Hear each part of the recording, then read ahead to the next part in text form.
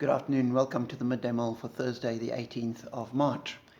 In John chapter 8, Jesus is in Jerusalem at the temple and teaching people, engaging with them and challenging them, being challenged by them. And there's a lot of discussion, and people are not quite clear on what he's saying. And is he the prophet? What does he claim? But we have the following in verse 31. To the Jews who had believed him, Jesus said, "If you hold to my teaching, you are really my disciples. Then you will know the truth, and the truth will set you free."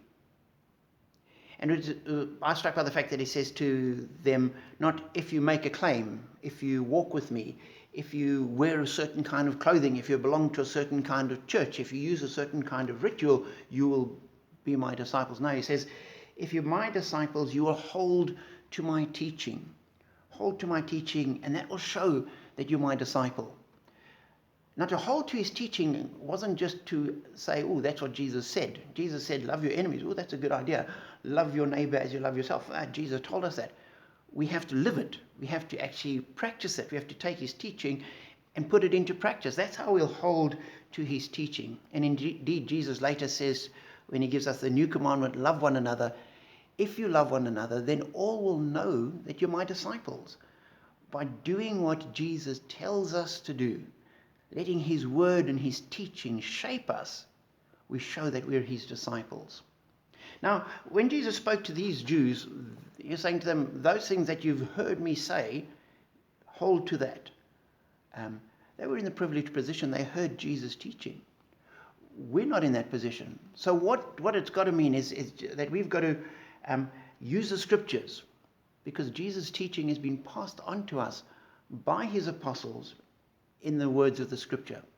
So if we claim to be Jesus' disciples, we would then have to hold to his teaching, hold to the scriptures.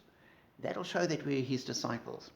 And then Jesus says, then you'll know the truth, and the truth will set you free.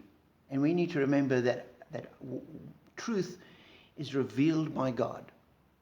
Truth comes through Christ in his teachings. It's not from the press. It's not from the latest philosophers and what they're thinking. It's not the fact that 500 million people on Facebook or whatever might hold to a certain thing. That's all irrelevant. If we hold to Jesus' teachings, then we know the truth. So I pray that as a disciple of Christ, that you would hold to his teaching, that you'll engage with the scriptures, you'll let it shape you. And then knowing the truth, you'll be free to reflect that into the world. And as we do that, we will make a difference. So know this teaching, live the teaching, and be blessed by the teaching day by day.